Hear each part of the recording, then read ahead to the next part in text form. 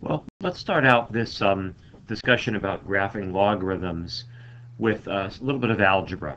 So we're looking at the equation, a pretty basic exponential equation, f of x equals 2 to the x. So I'm going to get the inverse of this. So y equals 2 to the x, and then I'm going to switch my x's and y's because I want to get the inverse. So x is equal to 2 to the y. Now I need to solve for y, and y is trapped up there as an exponent. So the way I can get rid of that is I can take a log base 2 of both sides. Log base 2 of x is equal to log base 2 of 2 to the y. So log base 2 of 2 to the y right here is asking me the question, what exponent do I need to put on 2 to get 2 to the y? So we know that that is equal to y is equal to log base 2 x.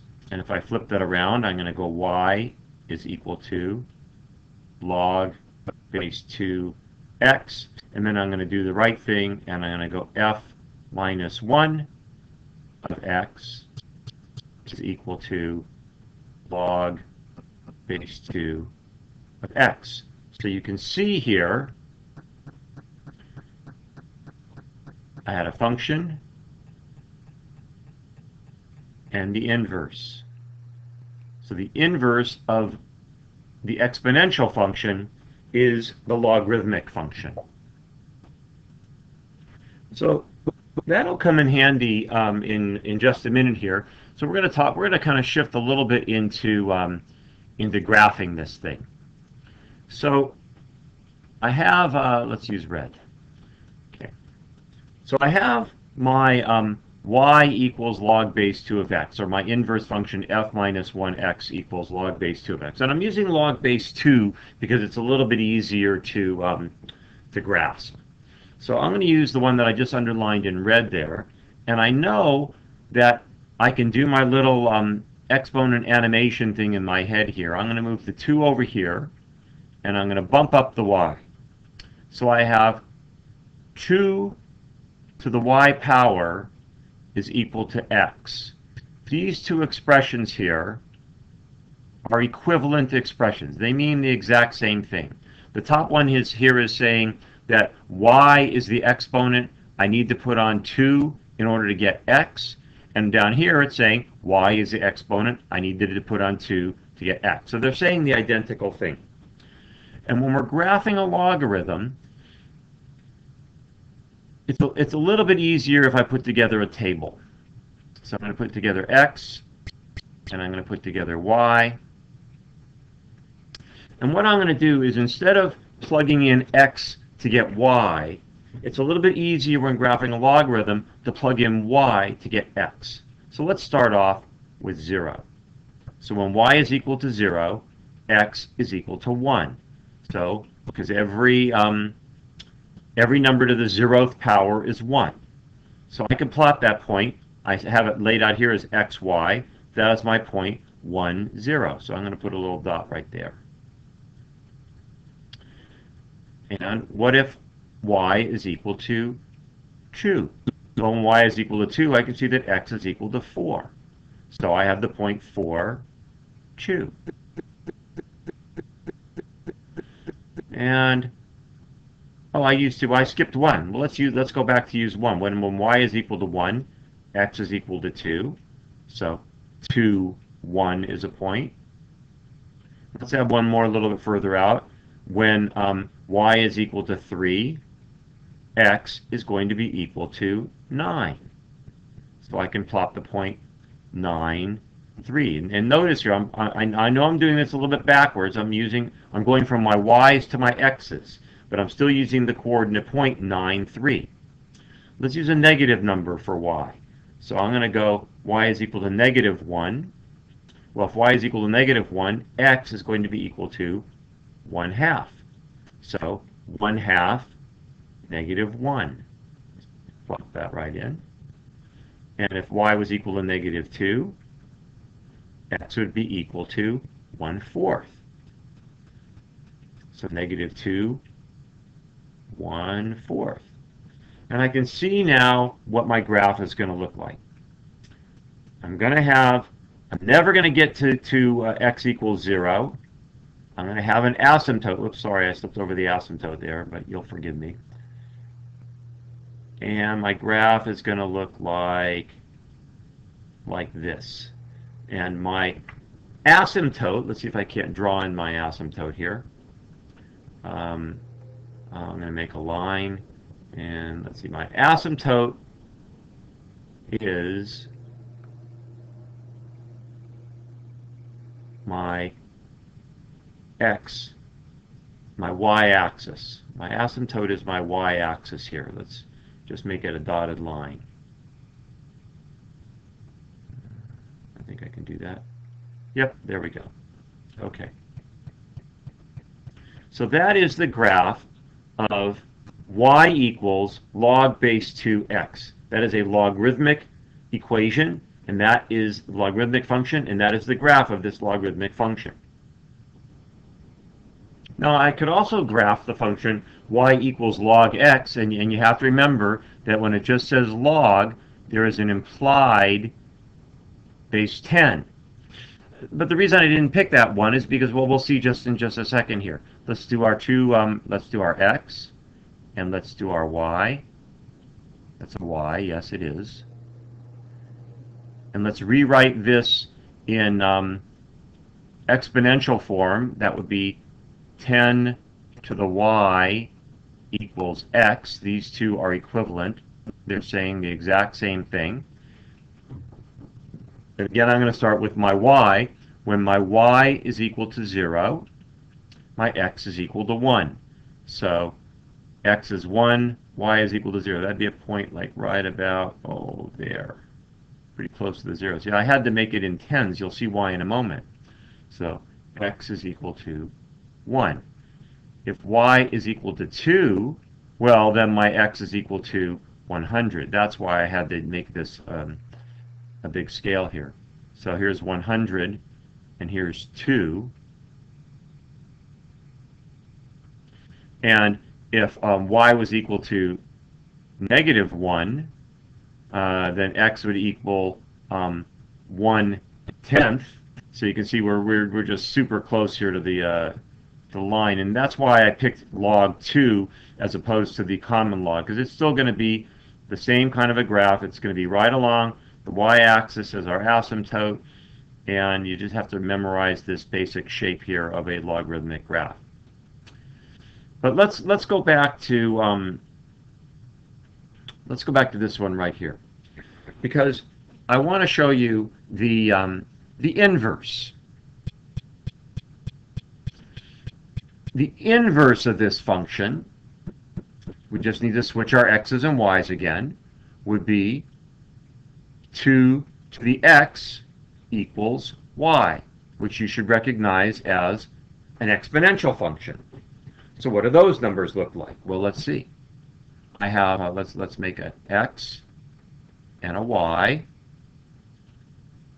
And here I can, because my x is my exponent, I can use the x, plug in my x values. I'll start with 0. When x is 0, y is 1. So I have the point 0, 1. That makes sense, because on the other one I had the point 1, 0. And when x is 2, my y is going to be equal to 4.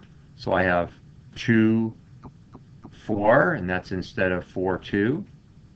Oh, I can use x as 1. I'm kind of skipping 1. When x is 1, y is going to be 2. So I have the point 1, b. You'll notice the b, my base right there. And if I have the point x is -1, my y is going to be equal to 1/2. So -1, 1/2. And you can see that the exponential function is going to follow our x-axis as its asymptote, and it's going to take off like that. And if I drew a line, let's get a line here, if I drew a line from my line y equals x, you can see here, although it's a little bit shaky because I was doing this on a tablet here, that the exponential function is exactly the inverse of the logarithmic function. They just reflect one another right over that line x equals y. And you'll notice also that, let's get some pens here. How about blue? I had the point on my exponential function 0, 1, and 1b, the b being 2, my base. And on my logarithmic function, I have the inverse, switching the x's and y's. 1, 0, and b, the base, 1.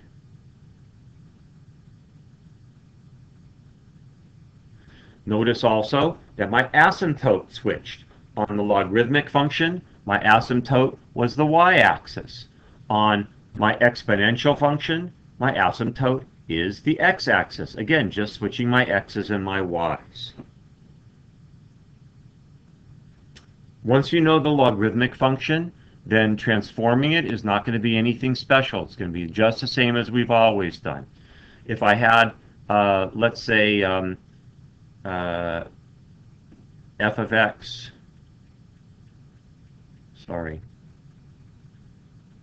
is equal to 3 times log x plus 1 minus 2.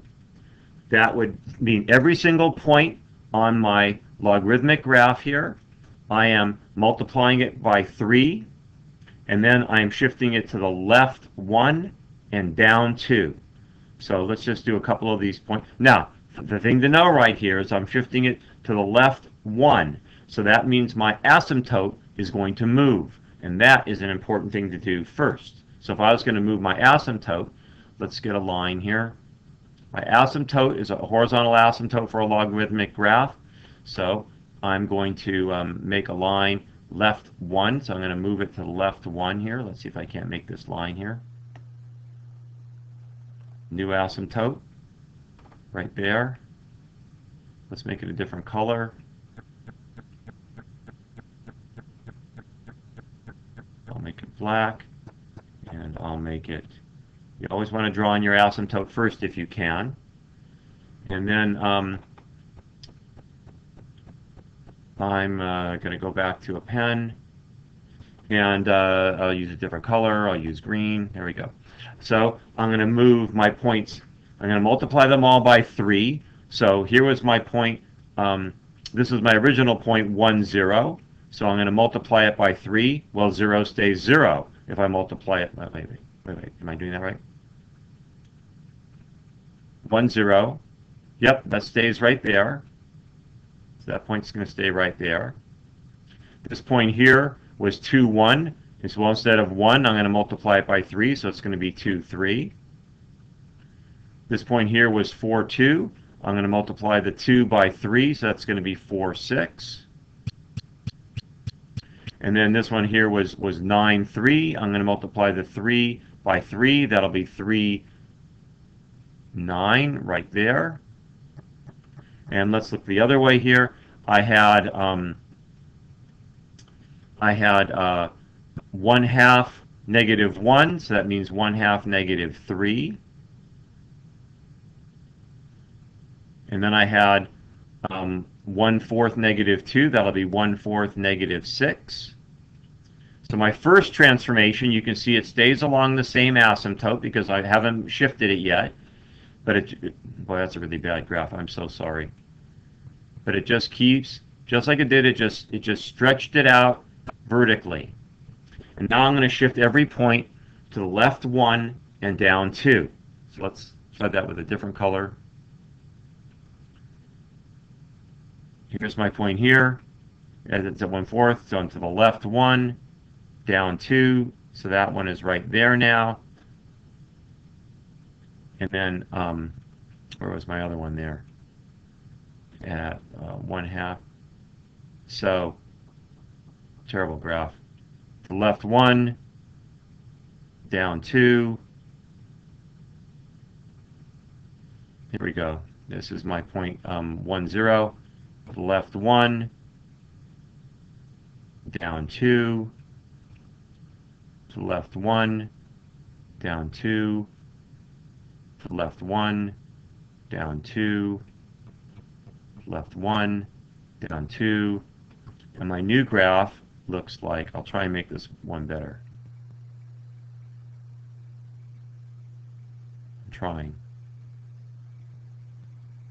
Looks like that. It's the left 1, down 2. So this point right here, instead of being 9, 9, is 8, 7. And this point here, instead of being 4, 6, is 3, 4. At the comma. And this point here, instead of being 2, 3, is 1, 1, 1. That's interesting. 1, comma 1. So you can kind of see what we did there. So that is, the transformations are just the same as they were before.